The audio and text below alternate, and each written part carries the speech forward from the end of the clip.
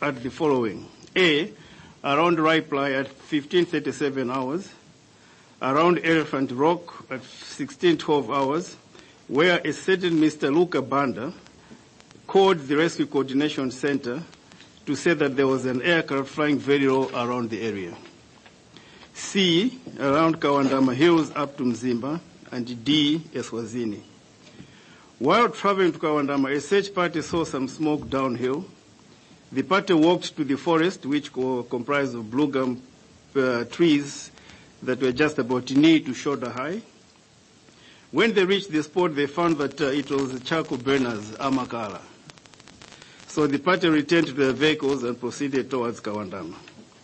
The party proceeded to a tower which is east of Kawandama Forest Office in order to gain height so that they could see far, but they saw nothing. The men that were manning this tower told the party that they had seen or heard nothing. The party later retained as there was a lot of mist, visibility was poor, and it was also becoming dark. Evidence was received that at the peak of a hill within the Chikangawa forest, there is a watchtower with a resident security guard. When asked, the security guard said that around 11 hours, an aircraft passed his position flying towards east, and it was heading towards Wozi. He said it was producing a sound like a tractor flying near the ground. He said it was foggy at the time, and he could not see properly. This was around 17:30 hours. Evidence was also received that someone called the search teams after seeing a light in the bush. Upon reaching the place, these were tractors belonging to Reply. It was a center where Chikangawa Forest had put up a kind of a camp. The group village headman of the village where this camp is said to have stated that one of the tractor operators, who had since knocked off from duty, had explained that he saw an aircraft passing by and producing sound like a tractor. He said there was thick fog and it was drizzling. Evidence was received by the commission that as the search party was strategizing to go to Wozi, information came in around 1800 hours with a group that joined the search party that people have seen the aircraft at Chiri. Chiri is on the Mzimba bypass road. The information was that at Chiri, the aircraft had hit a tree. Another piece of information was that the aircraft had hit goalposts of a football ground.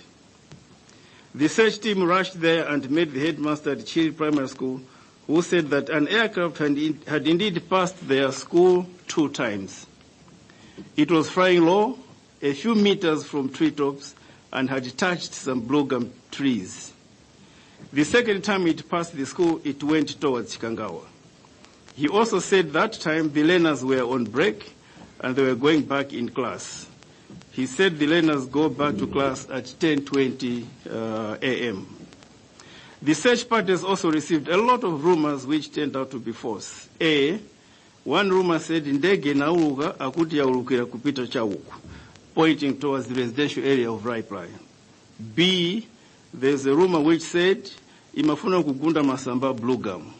C, there's a rumor which said Ayatera at a village just behind the Reply factory. D, some people said no, it had not landed here. It has not crashed here. It has taken the direction of Eswazini. Evidence received from the deputy headmaster of Kasangazi Full Primary School was that he was teaching Standard 6 and it was close to break time at 9:50 hours. He heard the sound of an aircraft. Usually most aircrafts, when they are going to Mzuzu, they pass through this direction. He allowed the learners to go for break a minute early and they were excited. The aircraft was flying very low, lower than the usual altitude. He stated that during that day it was a little bit foggy. He thought that because of the fog, the pilots had decided to fly at a lower altitude. He also stated that there was nothing untoward with the sound. It passed through the school and disappeared towards Elephant Rock. Evidence received from Mr. Kore Dinkosi from Kasangazi was that it was foggy on that day and they could not see far. He heard the sound of an aircraft.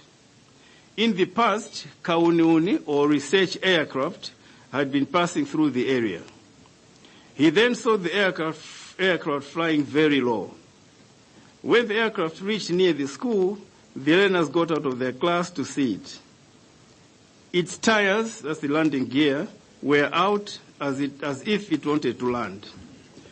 While at the school, it circled at a place in this area and went through a graveyard. It was flying at 10 to 14 meters from the ground. After it circled, it flew at a high speed and it disappeared in the clouds. When he saw the aircraft flying abnormally, he was thinking that it was a Kauniuni aircraft. Later in the night, he received a call from Lieutenant Colonel Herbert Lehman, commanding officer of Moyale Barracks, who asked him about the missing aircraft. On the other side of the Ntungwa Hill is a human settlement. It is on the blind side of the hill where the aircraft was found.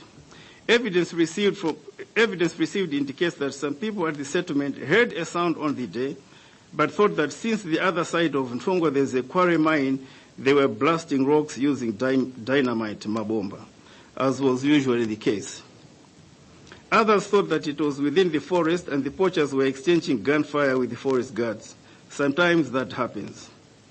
The day being very cold, windy, and foggy, no one thought of investigating further, bearing in mind the possible explanations. The estimated distance between the settlement and the site of the aircraft crash is around 2 kilometers off the M1 road.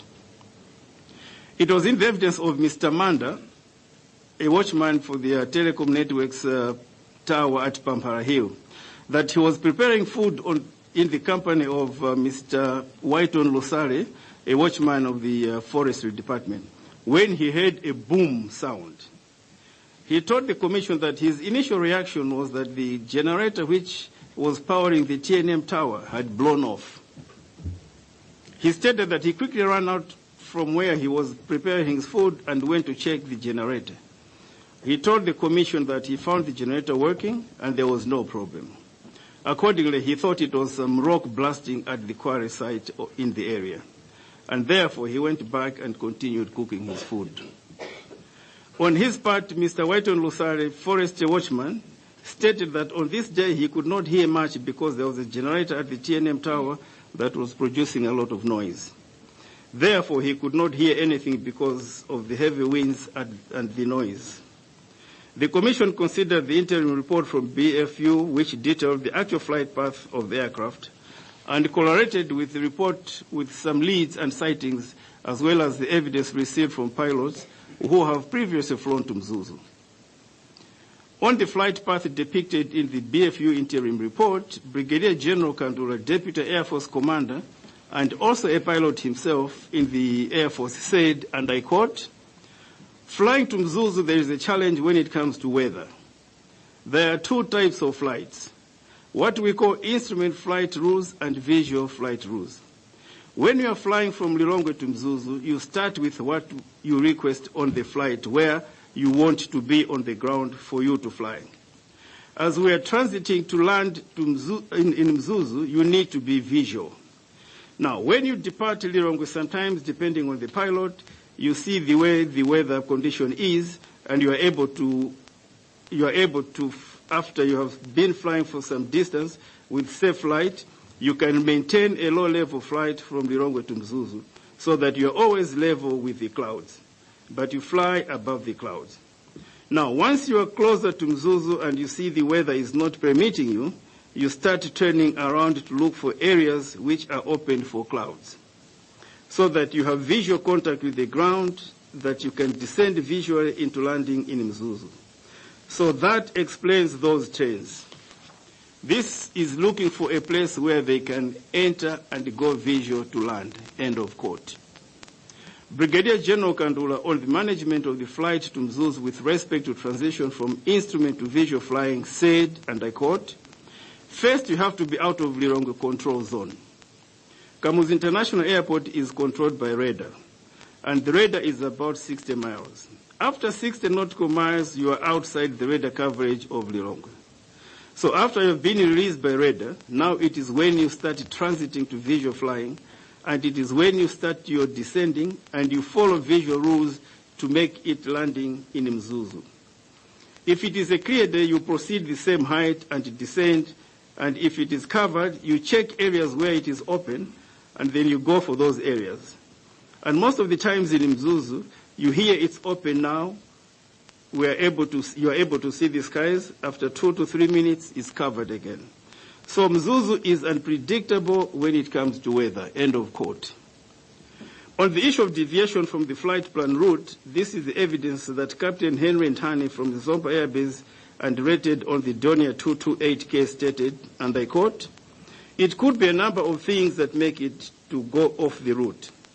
Firstly, it could be when you are encountering bad weather in front of you, such that you see that this is not a safe area. You may request air traffic control to turn left or right of the track.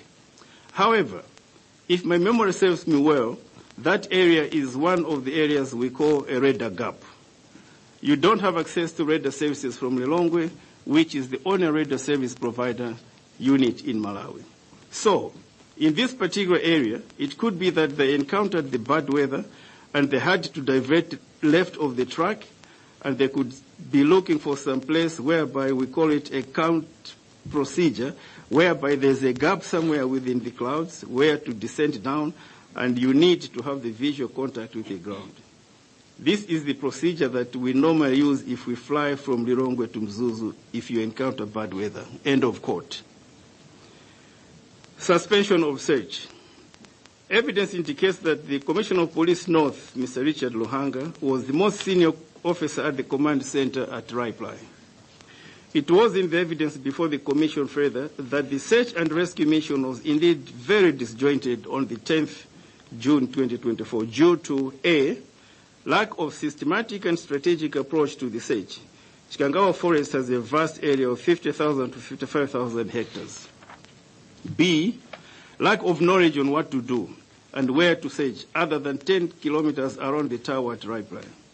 After a search of a radius of 20 kilometers from the tower was done and there was no sign of MAFT or 3, without any further lead, it became difficult to coordinate the search.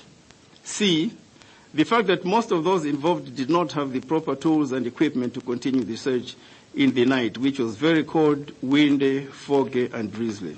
D, most of those involved did not have proper attire, bearing in mind that they just rushed and joined the search mission, and in view of the harsh weather conditions, there was very high risk of injury to their bodies or even hypothermia. E, the participation of so many civilians that had joined the search. F, many false leads which led to the search party to waste time chasing after leads. G, the fact that no one had an idea of where to search or where to concentrate their resources. And H, the search operation being done in full view of journalists and members of the public who were relaying information live. At 22 hours, the Commissioner of Police North, after consulting with other stakeholders, decided for a tactical pause in the search. The parties agreed to convene at 5 hours the next day.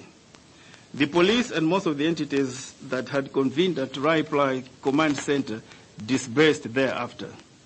However, a team of police detectives was deployed and remained on the ground throughout the night to gather information from the surrounding areas to help the search party when it reconvened. This position was corroborated by the Regional Criminal Investigations Department Officer North, who confirmed that indeed a number of detectives were on the ground to gather intelligence and more credible leads which would be used the following morning. From the evidence received, the MDF did not suspend their search, but simply withdrew from the Raipli Command Center and reconvened at their base at Kasitu Camp, where orders from the MDF commander were that they should continue searching throughout the night, which they did. The MDF indicated that the order to suspend the search would not apply to them because they have a different structure and orders can only be received from their superiors in the MDF. Communication among and within various organs and agencies. The evidence received indicates that there was heavy traffic of communication from the moment the aircraft had failed to land at Mzuzu at 10:02 hours among various state and non-state entities.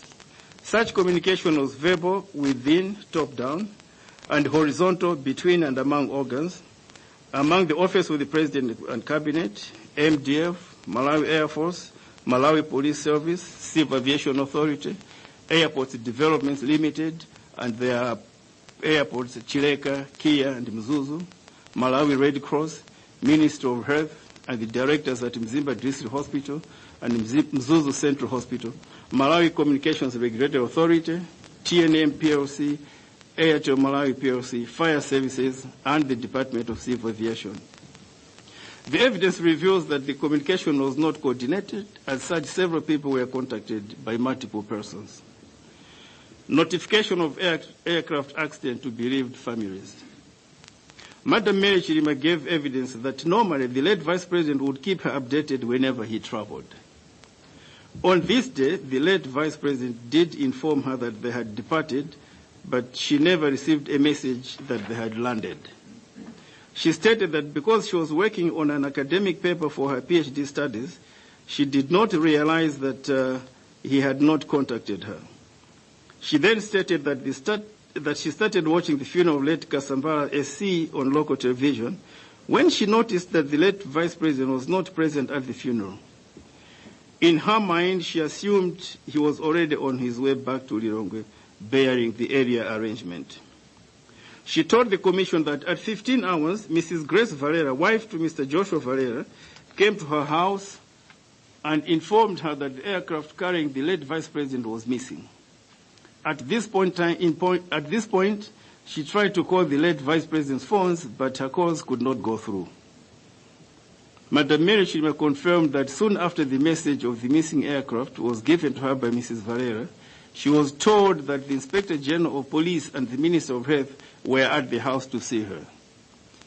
This was followed by a few other people who came to the house. It was the testimony of the Inspector General of Police and the Minister of Health that on instructions of His Excellency the President, they visited Madam Chilima to relay the message of the missing aircraft from His Excellency the President. It is in the evidence before the Commission that most of the members of the bereaved families did not receive official notification of the missing of the aircraft. They mostly heard it from social media. They, however, all acknowledged the speech from His Excellency the President to the nation, informing the country about the sad events of that day. Discovery of the aircraft wreckage.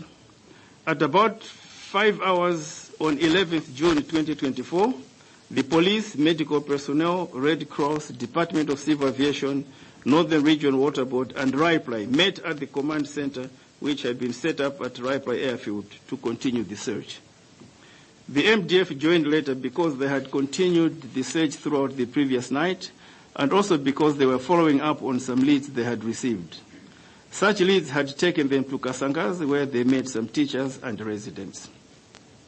The search team was also joined by several other teams, such as the team from the Malawi University of Science and Technology, MAST, who had brought drones with them. The team from the Rescue and Coordination Center, which including Civil Aviation, ADL, and then the team from Red Cross, who had also brought a drone. Based on the intelligence received during the night, the police officers were divided into 12 groups of 10 officers each, and each group was joined by people from MAST, Ministry of Health, Red Cross, RIPLI, and MDF. At around 9 hours, a team from the Air Force, including Colonel Mdoke, arrived from Zomba to join the search. They were briefed as to what had happened the previous night and what was to happen that morning as the search for the missing aircraft continued. At that point, the police had also received some information that the area around Pampara here at Ntungwa should also be searched. After the groups were dispatched, a team of police officers, including Commissioner of Police Akis Mwanga, the head of operations at Malawi Police National Headquarters, Deputy Commissioner of Police Mitai, Assistant Commissioner of Police Alex Smenti, the officer in charge, Airport Police, decided to undertake supervision of the search teams. They were joined by RIPLI staff who knew the forest well and settled to commence their supervision at Ntungwa. The team went to Ntungwa Forest Office where they met 4 men whom they asked if they had seen police officers conducting a search there, and the men said they had not. The team also asked the 4 men if they had seen or heard anything unusual the previous day in the morning.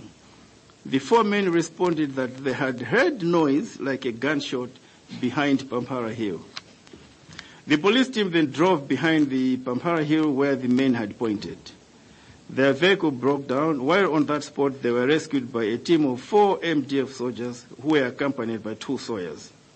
The MDF team of 4 was led by Second Lieutenant Obed Mwenewanda, who was a platoon commander based at Kasitu Camp. With him were Corporal Chadaine Haji Zako, Corporal Makwakwa, and Corporal Dominic Malema. It was the evidence that the sawyers had told the team that they were very familiar with the terrain and landscape of the area. They told them that they had noted some strange development that morning on the terrain or landscape on the top of the hill. From a distance, the search team then saw something which looked like a metal object on the slope of Pampara Hill away from the Ntungwa settlement. The team wanted to immediately walk across to where the unknown object was, but they were told by the sawyers that they could not use a shortcut as there was a river which they could not cross. Instead, the team was advised to drive back, go up Pampara Hill, up to the telecommunication tower, where they would park their cars, and then walk around to search where the object was.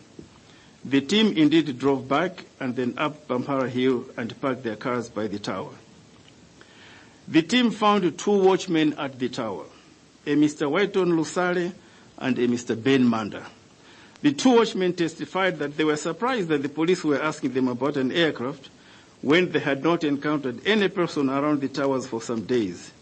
They testified that no other person had been around the tower other than themselves for over a week. Having found no leads from the watchmen, the team continued their search by walking down the slope, and when the team was about 200 meters away, they saw a piece of the aircraft.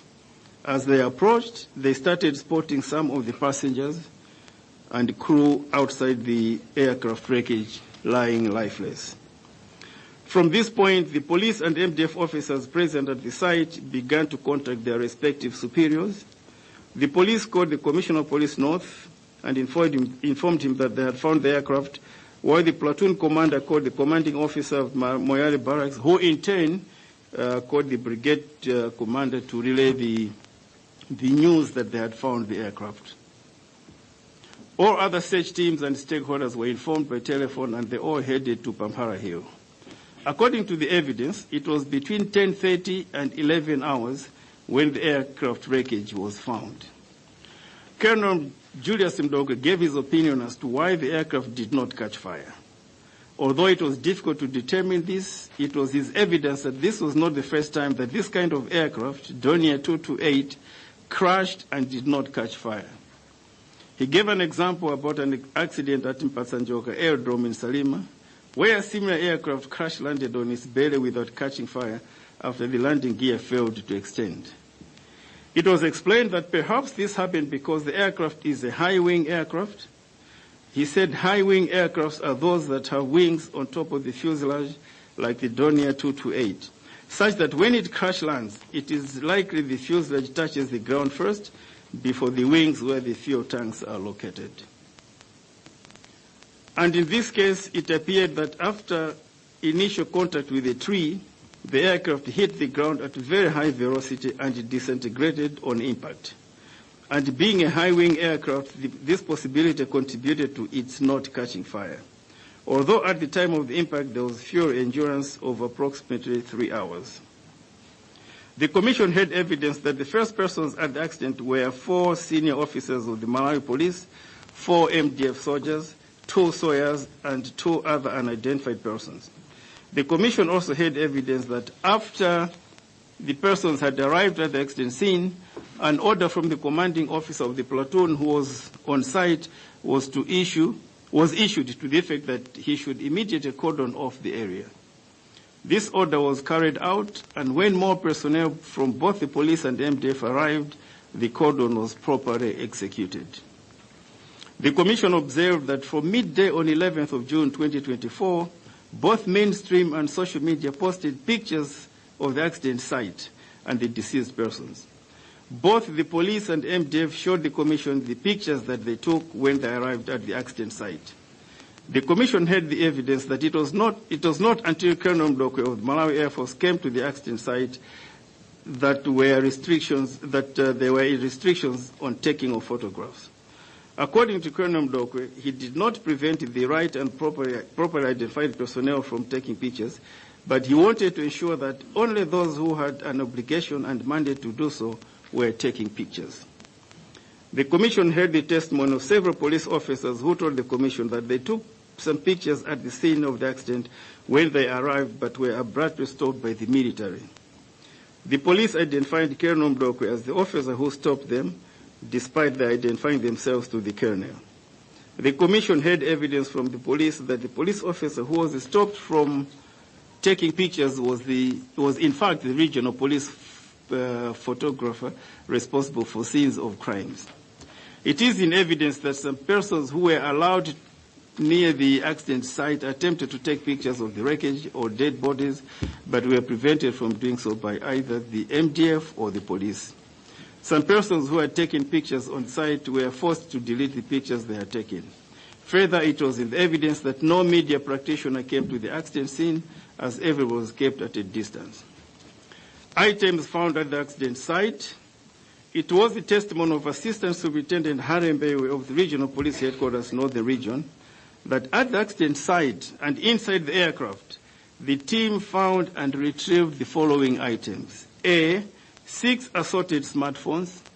B, 1 cell phone, blue in color. C, cash amounting to 1,894,000 kwacha. D, cash amounting to 69,500 kwacha. E, 1 hymn book. F, 1 diplomatic passport. G, 2 USB flash disks, silver in color.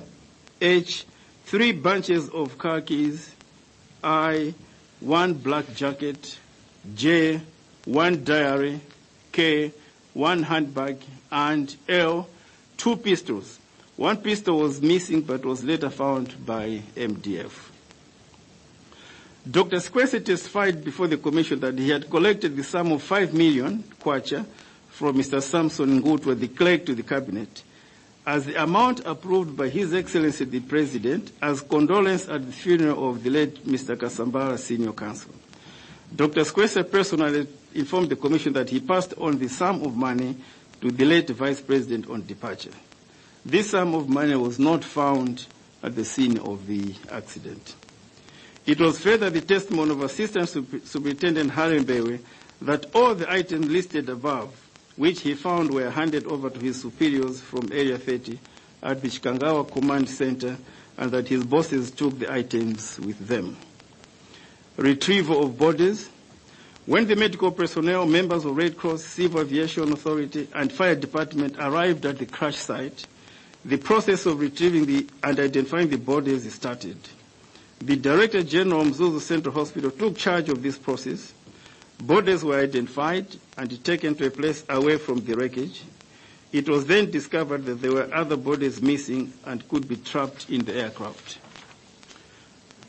The Mzuzu Airport Fire Services Department then used its equipment to cut the aircraft in order to extract the bodies that were trapped inside and under the aircraft wreckage. After all the bodies were identified, placed on stretchers, covered with blankets, they were taken to the ambulances that were waiting at the top of Pampara Hill near the towers. Evidence from medical personnel and others on site indicates that on the day that the aircraft wreckage was discovered, there was no proper path from the tower to the accident site. The actual spot where the aircraft had lodged was on a smaller hill, which was itself very steep with substantial growth of shrubs at the time of the accident. The tower where the ambulances had parked was on another higher hill with very steep terrain as well. In the harsh weather of the day, it took over 2 hours to carry the bodies uphill. The bodies were all then taken to the command center at the Raipai airfield. Upon arrival at Raipai airfield, the bodies were taken into a tent where they were placed in body bags, which were supplied by Mzimba District Hospital. Repatriation of the bodies to Lilongwe. The